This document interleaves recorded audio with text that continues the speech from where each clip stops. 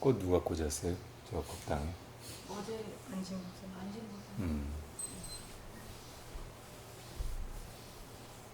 지금까지 본 꽃꽂이 중에 제일 마음에 들었어요. 아주 환하더라고. 환하고 색깔이 분명하고. 요즘에 사람들이 너무 원색적인 것보다 은은하고 잘 안 두드러지고 그런 색깔을 좋아해서 편안해서 꽃들도 이상하게 변종이 많이 나타나가지고 색깔이 원색이 아니고 뭐 그냥 무슨 색인지도 분명치 않은 그런 꽃들이 많더라고요. 장미나 뭐나 다 그렇게. 그런 꽃을 되게 제가 싫어했어요. 근데 오늘 해놓은 꽃꽂이는 왜 너무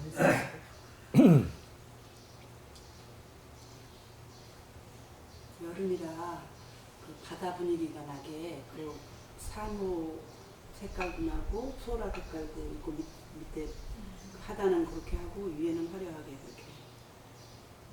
안진보살님이 그래요? 안진보살님 그래요? 아니요, 제가 보살님 해석하신 거예요? 네.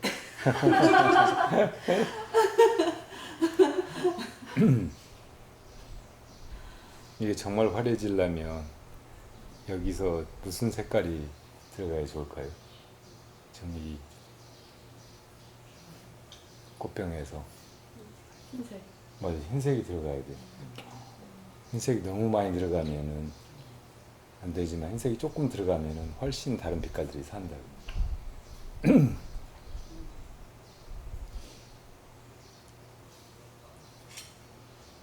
지금 법당의 꽃꽂이가 흰색이 적당하게 잘 들어가고 빨간색, 노란색 이런 것들이 선명하게 드러나고 그래서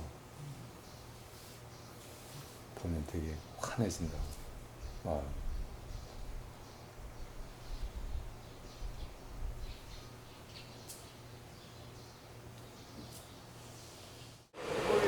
우리가 사는 게 환경 오염을 주고 다 죽어야 돼.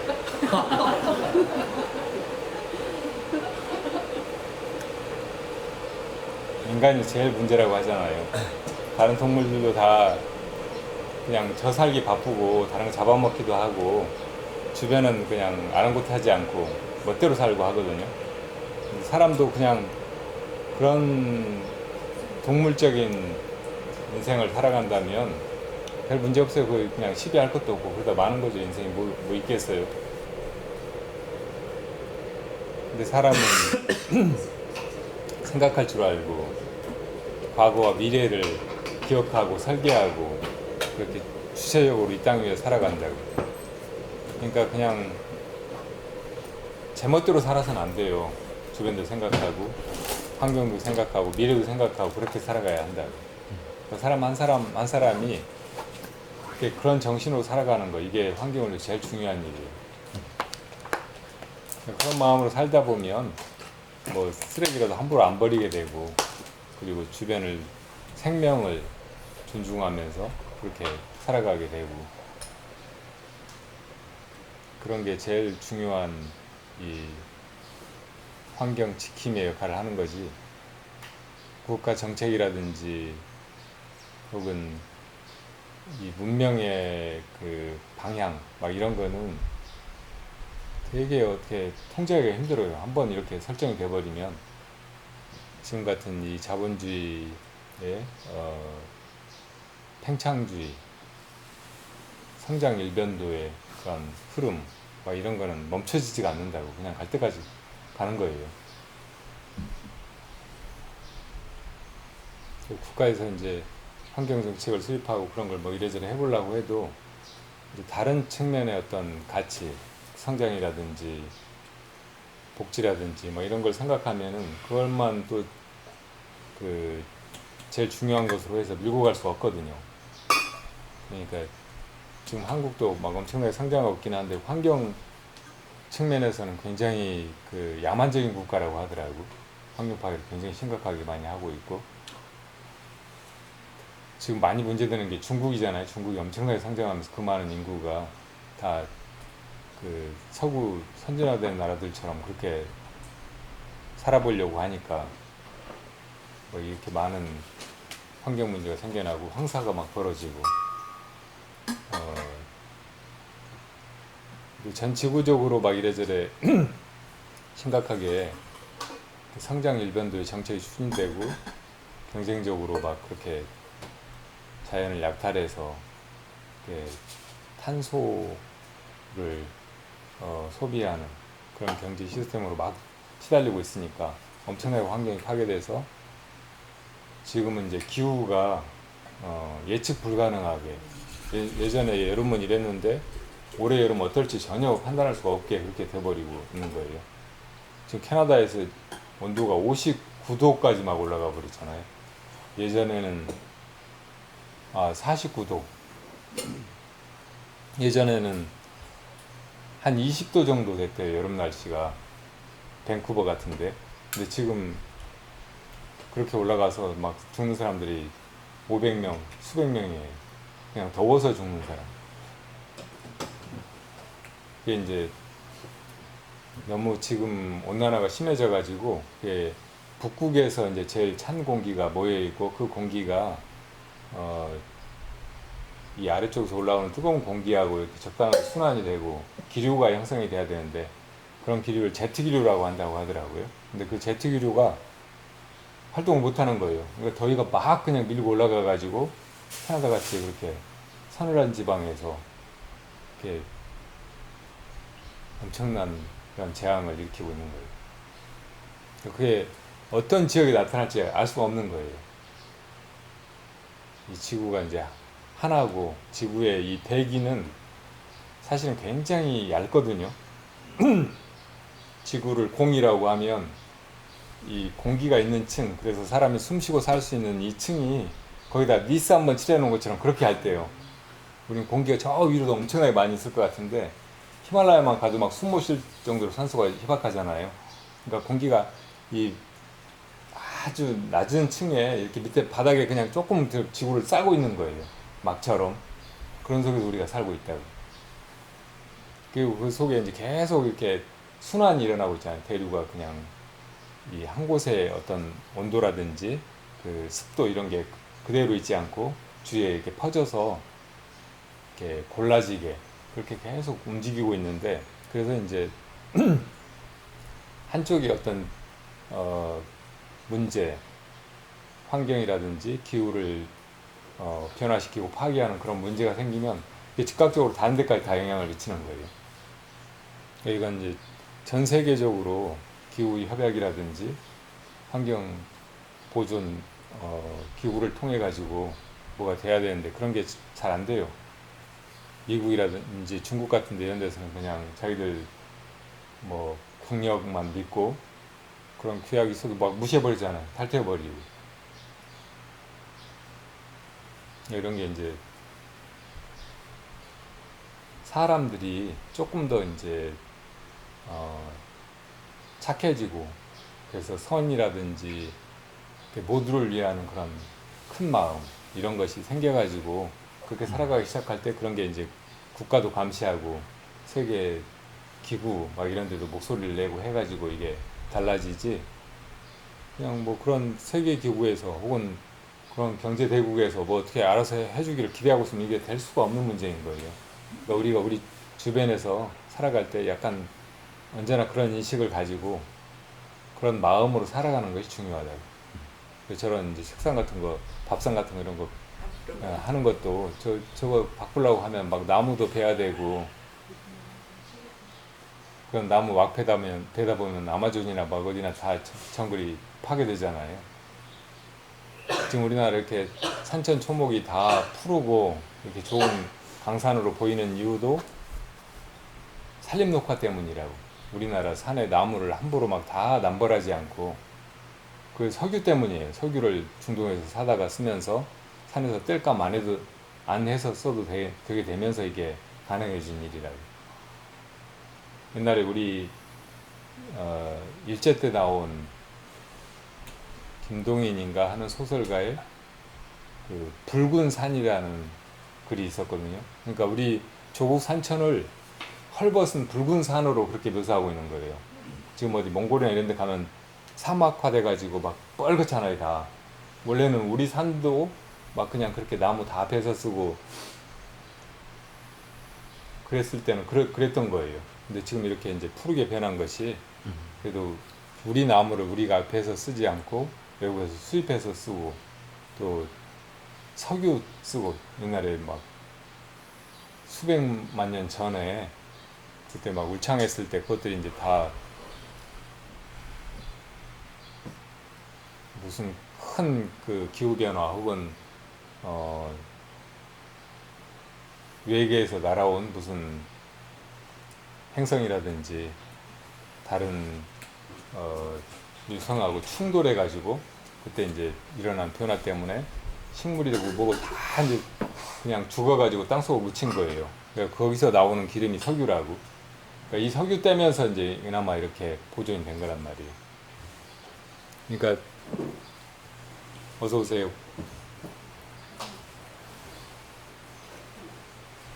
그러니까 우리가 이만큼 살게 된 것이 어떻게 보면 옛날 수백만 년 전에 죽었던 그 동식물들 그리고 다른 나라 숲 이런 게 파괴돼서 그냥 그렇게 이렇게 대신 우리가 덕을 보고 있는 거잖아요. 덕을 보고 살아가면서도 이 속에서 그냥 막 기름 떼고 뭐하고 막 하면서 탄소 배출하고 막 그렇게 살아가면 또 그런 영향이 딴 데로 가는 게 아니고 다시 우리들한테 돌아온다고. 그러니까 이걸 항상 그 큰 고리를 잊어버리지 말고 겸손하게 그리고 절제하는 마음으로 조심스럽게 그렇게 해나가야 된단 말이에요. 그렇게 하는 것이 제일 중요한 일이고 그런 마음으로 살다 보면 세상도 우리 그 마음의 감흥에서 이렇게 좋아져 가요. 자연재해 또 전쟁 혹은 질병 뭐 이런 것이 불교에서 삼재라고 하잖아요. 근데 이 삼재가 다 그 동업 중생들의 마음 상태하고 연결돼서 그대로 이렇게 나타난다고. 그러니까 좋은 시대, 이 겁이 우주의 생성부터 소멸까지의 시간이잖아요.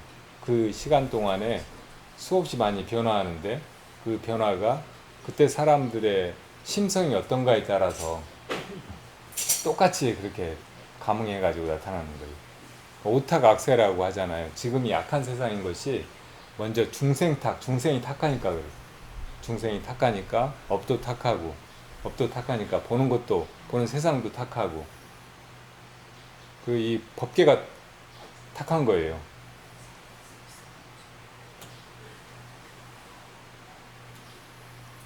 시대가 탁한 거예요. 그런 걸 겁탁이라고 한다고.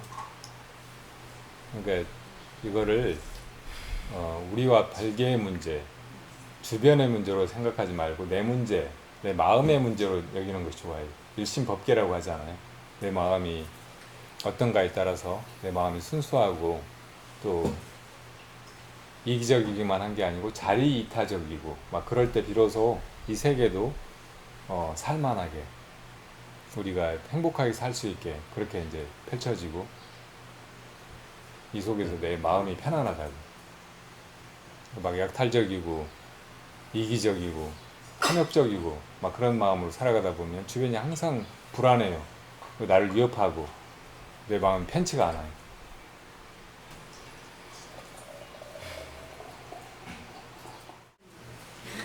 문제 삼기로 하면 문제 없는 것이 없어요.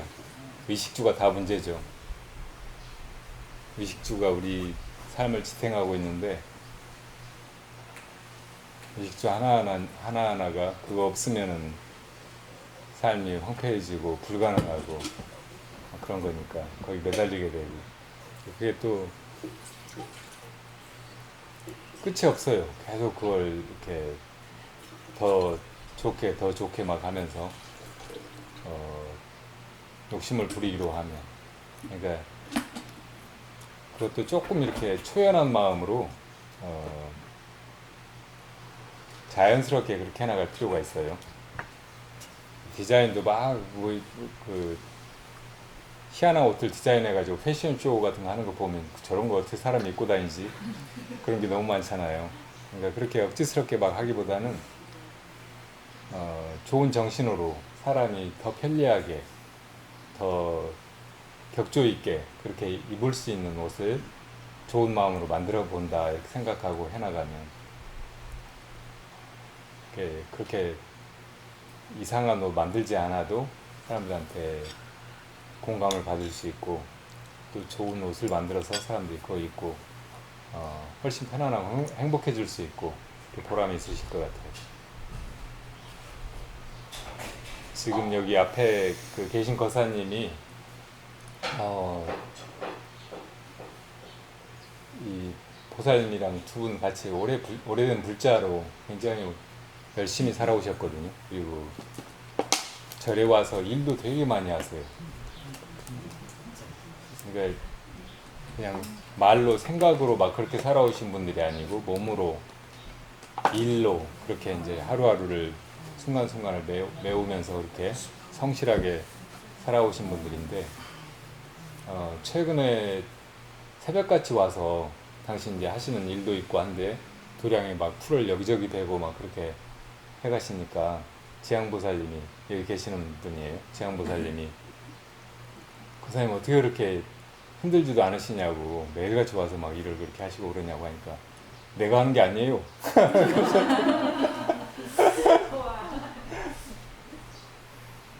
이게 바로 제가 오랫동안 사람들한테 그 누누이 이야기하고 가르친다고 하면 건방진 표현이지만 그렇게 살자고 제안해온 그런 삶의 방식이거든요.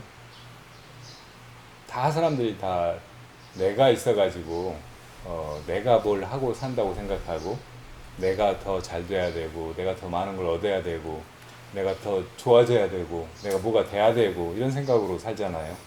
근데 이런 생각 때문에 이 세상이 이렇게 혼란스럽고 우리가 마음이 편치가 않고 온갖 문제투성이인 거예요.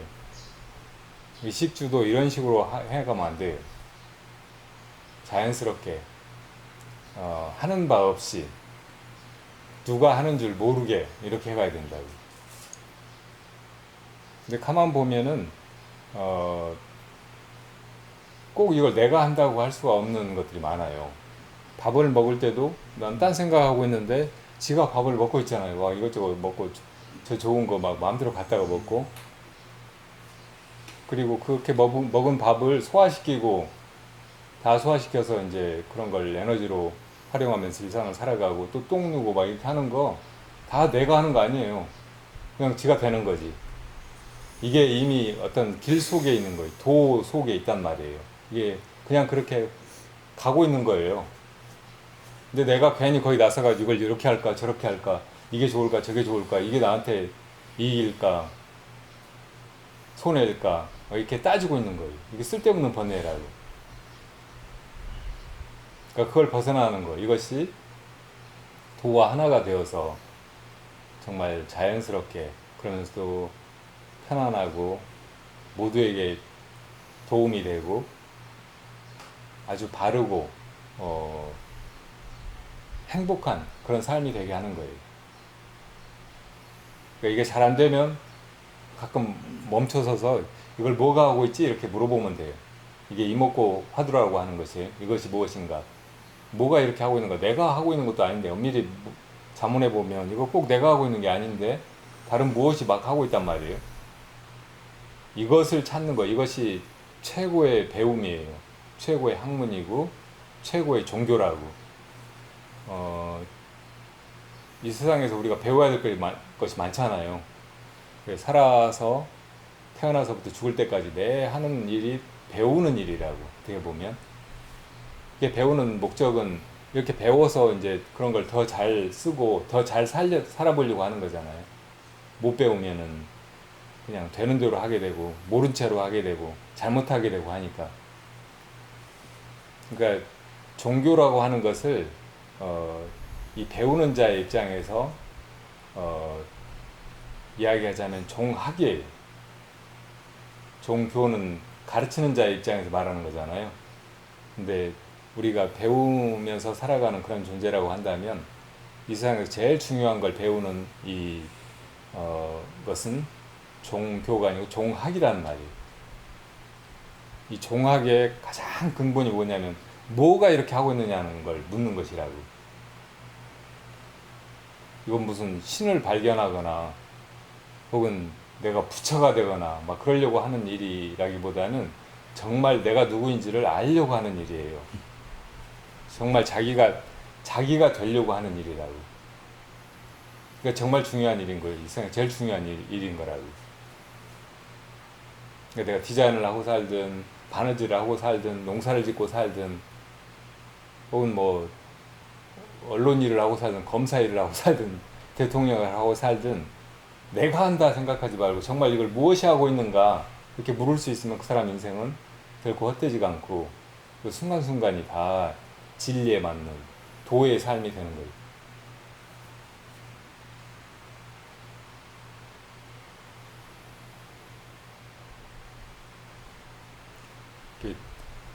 그냥 뭘 막 디자인하려고 하지 말고 이 디자인을 뭐가 하는가 그렇게 물으면서 해가 보세요. 진짜 그렇게 해가 보세요. 그럼 막 정말 내가 생각지도 못했던 거, 내가 그 전에 전혀 알지도 못했던 거, 내 생각이라든지 혹은 아이디어 이런 거는 다 학습되고 길들여져 있고 틀이 지워져 있거든요. 근데 본래 이 모든 걸 하고 있는 그것은 그 어떤 틀에도 매이지 않아요. 아주 자유롭고 아주 지혜롭고. 그래서 사실은 이 세상의 모든 창의성도 다 거기서 나온다고. 그러니까 그것이 무엇인가 이렇게 묻는 것이 그것이 작동하게 길을 열어주는 거예요. 그러면서 나는 이제 정말 그 근원의 도에 합치되어 간다고. 그것과 하나가 되어가는 거예요.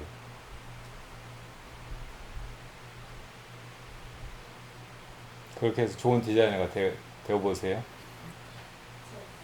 춘향이는 양반집 딸도 아니고 기녀 딸이었던가 그랬잖아요. 그 관기죠, 관기. 근데 춘향전이 그냥 지어진 게 아니고 실화를 바탕으로 했다고 하더라고요. 저 봉화절에 가다 보면 그쪽에 그 이몽룡 생가터가 있어요.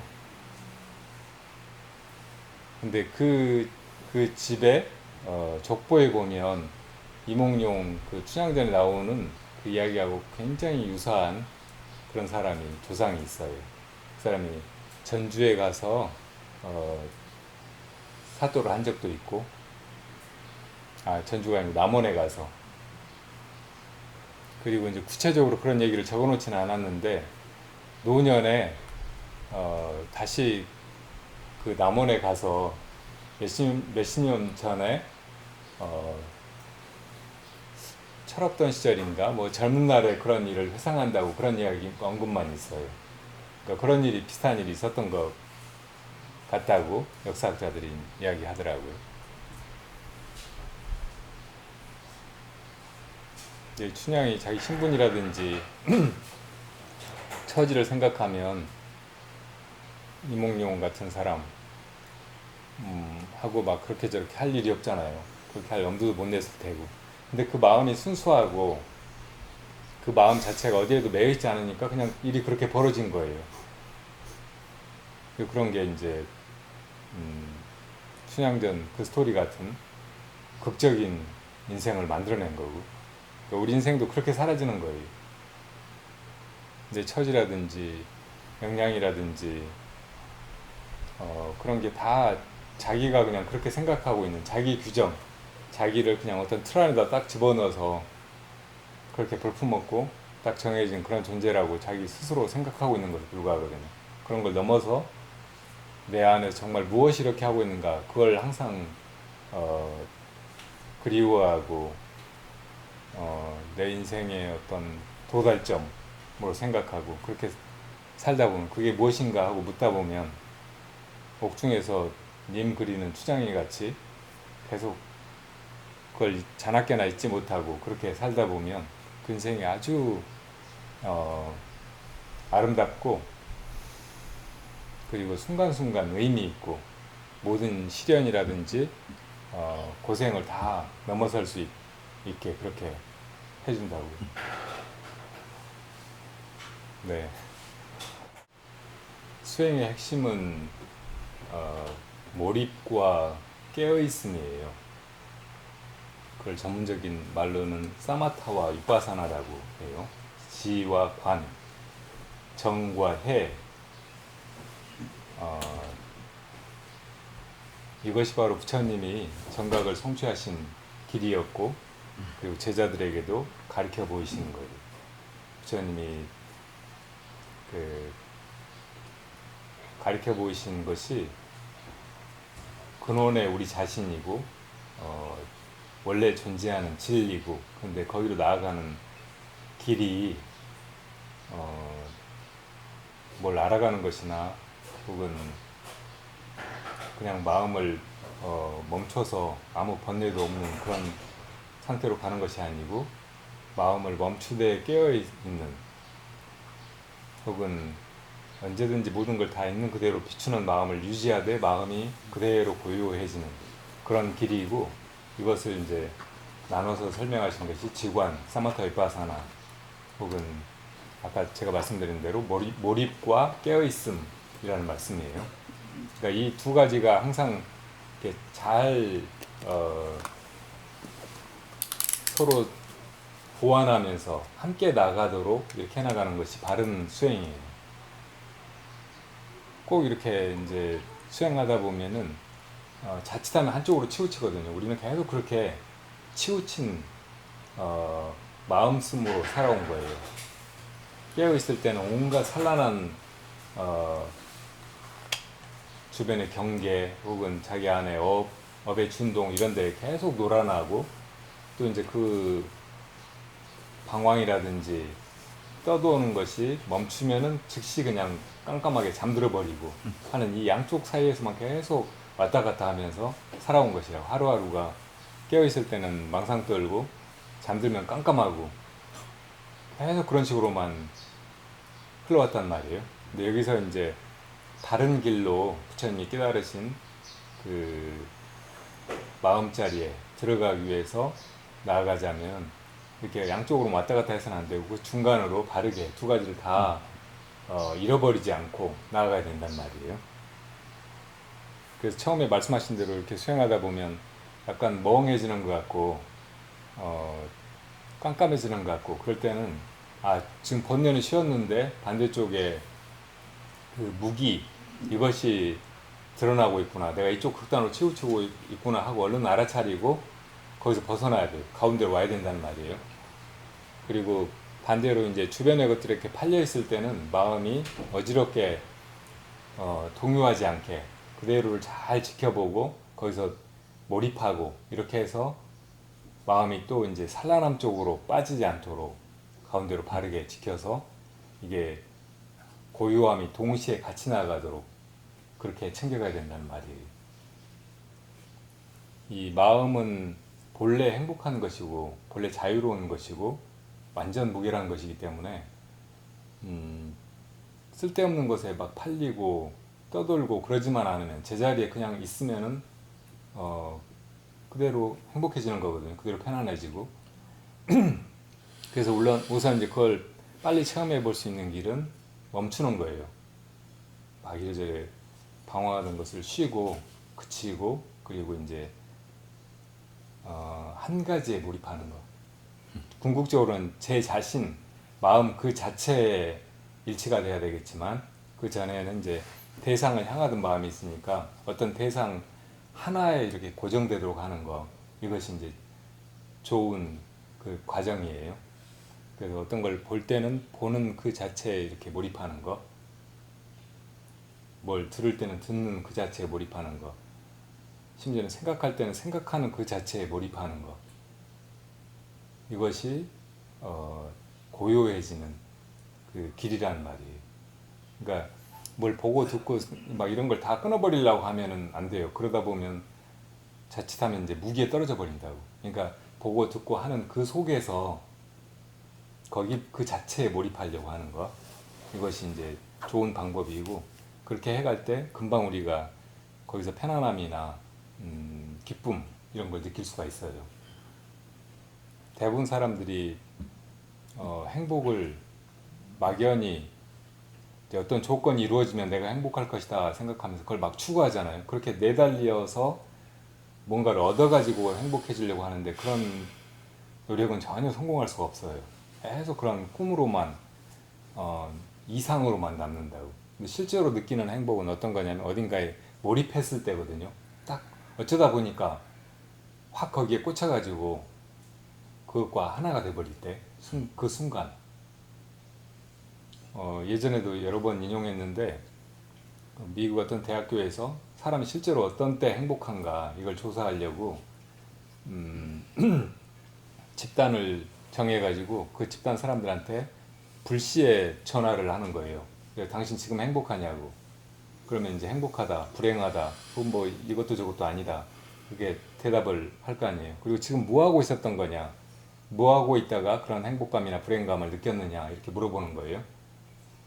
근데 그 조사 결과 사람이 보통 이제 행복할 거라고 생각하는 그런 순간에 별로 행복하지가 않은 거예요. 맛있는 걸 먹는다든지 혹은 뭐 아주 좋은 일 있다든지 사람들이 다 이제 칭찬해주고 막 환대하고 막 그런 자리에 있다든지 그럴 때는 별로 행복하지가 않은 거예요.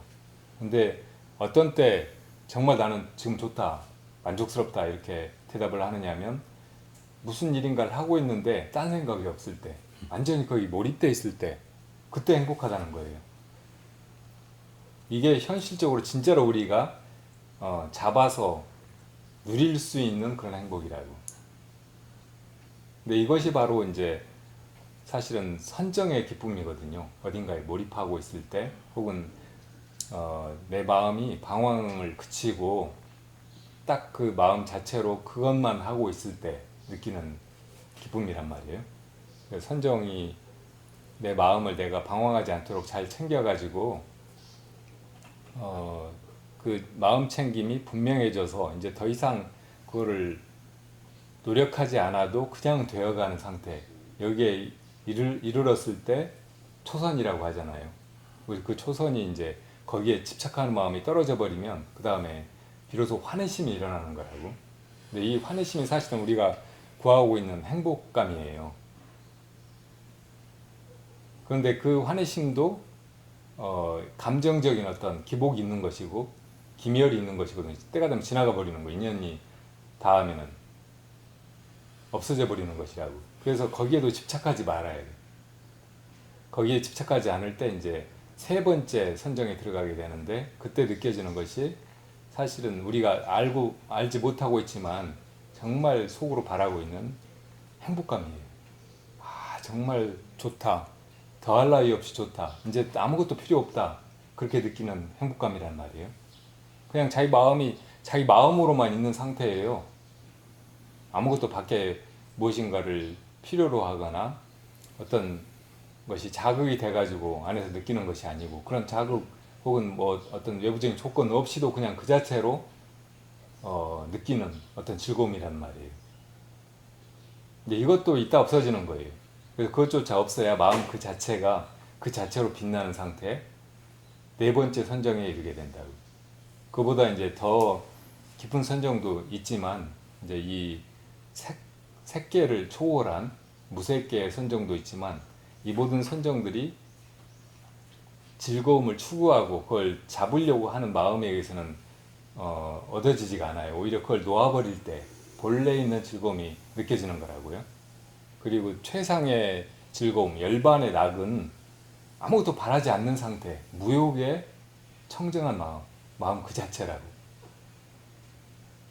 그러니까 그걸 향해서 우리가 나아가야 된다는 거고, 부처님이 그걸 가르쳐 보이신 거란 말이에요. 그러니까 세상에서 우리가 살아가면서 늘 무언가를 구하고 있는데, 그리고 내 마음이 끊임없이 즐거움을 향하고 있는데, 이 마음을 쉬는 거, 이것이 진정한 즐거움, 열반의 낙을 향해서 나아가는 길인 거예요. 그러니까 몰입을 할 때도 몰입하려고 하는데 자꾸 마음이 이렇게 딴 생각하고 딴 데로 팔리고 막 이렇게 하는 것이 내가 다른 데서 뭔가 내 마음을 즐겁게 할 만한 어떤 소재, 계기를 찾고 있는 거거든요. 그러니까 그 마음을 쉬어버리는 것이 아주 중요해요.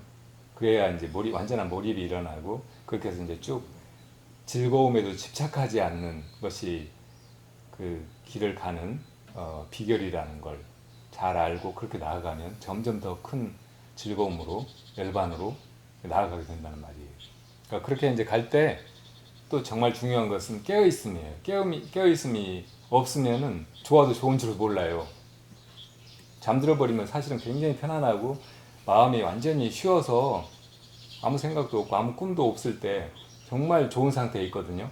근데 그걸 모르는 거예요. 깨어있지 않으니까. 무의식 중에는 알죠. 그러니까 이제 정말 피곤하고 뭐 복잡한 일 있으면 차라리 그냥 잠이나 자자 하고 들어 눕잖아요. 그렇지만 실제로 이제 잠든 순간에는 아무것도 모르는 거예요. 이게 무기 때문에 그렇거든요. 우리 마음을 본래 빛나는 모든 것을 다 있는 그대로 비추는 광명과 같은 그런 상태에 있는 마음을 제일 밑바탕에서 두껍게 가리고 있는 것이 무명, 근본 무명이고 그것의 특징이 거기 아무것도 드러나지 않는 그냥 죽어있는 상태와 같은 그런 무기란 말이에요. 그러니까 이걸 깨트려야 돼. 근본 무명을 깨트려야 본래 있는 광명의 지혜가 부처님과 같은 마음이 열반의 상태가 확연히 드러나는 거예요. 그러니까 그 무명을 깨트리는 것이 목표라는 거 이거를 알고 절대 멍해지거나 그냥 고요하고 편안한 데 빠져가지고 거기 집착하면서 더 나아가지 않으려고 하는 그 게으른 나른함에 안주하는 그 마음을 떨쳐야 돼요. 그러니까 그렇게 우리가 그 마음의 근본자리로 돌아가는 길이 나 있다는 것을 잘 알고 그 길로 가는데 무엇이 장애인가? 이 산란함과 무기, 혼침 이것이 가장 중요한 적이라는 것을 알고 그렇게 해나가는 것 이것이 바른 수행이에요. 그렇게 해나가 보면 한 5분만이라도 딱 그렇게 주변을 다 놓아버리고 내 마음속에 일어나는 번뇌망상 그거 다 그냥 쉬어버리고 그런 게 일어나더라도 개의치 말고 그냥 내가 화두만 딱 들고 이렇게 있어보면 그 속에 아까 말한 그 두 가지 산정과 지혜, 사마토 비파사나가 다 갖춰져 있기 때문에 그냥 그렇게 들어가지는 거예요. 그리고 그 느낌을 자기가 여실하게 알 수 있어요. 물맛을 자기가 마셔보면 뭐 이게 뭐 그냥 싱겁다, 짜다, 혹은 물맛이 시원하다, 뭐 미적지근하다, 뭐 이렇게 표현하지 않아도 그냥 자기가 역력히 알잖아요. 이렇게 알듯이 자기가 확인할 수 있는 것이라고. 그러니까 그렇게 이제 해가 보면 돼. 언제나 참선하려고 마음 먹었을 때 좌선이 됐든 행선이 됐든 아니면 다른 일을 하면서 하는 그런 선, 뭐 그걸 노동선이라고 하기도 하는데 뭐 그런 선에 딱 들어가려고 할 때 이걸 분명히 알고서 그걸 다시 한번 환기하고서 그렇게 시작해봐요. 그렇게 해서 하면은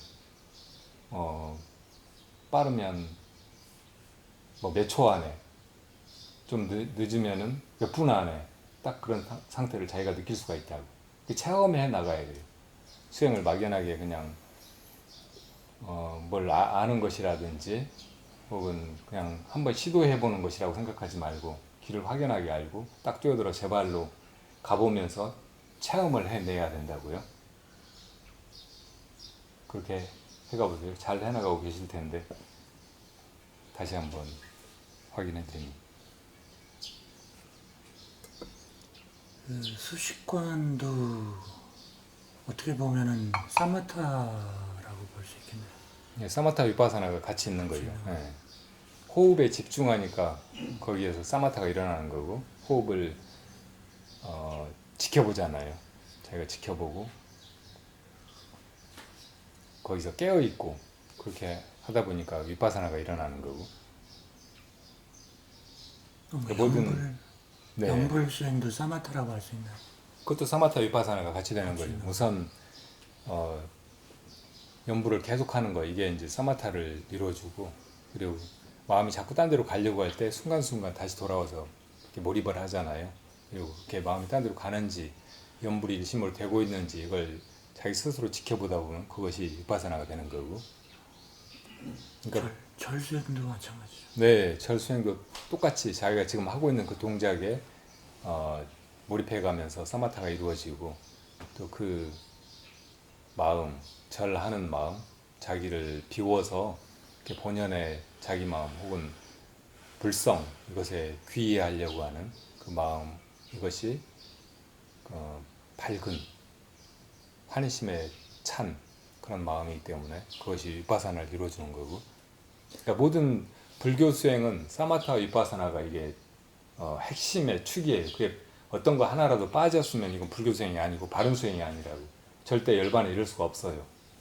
근데 이 두 가지가 갖춰져 있으면 필연적으로 본래 마음에 이르게 되고 깨달음에 이르게 되고 그 깨달음의 어떤 정도라든지 높이가 어떠냐에 따라서 이게 소승의 깨달음이다 혹은 대승의 깨달음이다 일불승의 깨달음이다 선적인 깨달음이다 이렇게 이제 나누어 볼 수는 있겠지만 그래서 만약에 이제 그 깨달음이 완전한 것 궁극의 것이 아니라면 더 나아가야 되겠지만 어떻든 그 본질이 사마타 위파사나라는 거 그리고 이 두 축이 하나가 빠지거나 혹은 엉망으로 섞이지 않고 같이 가야 된다는 것.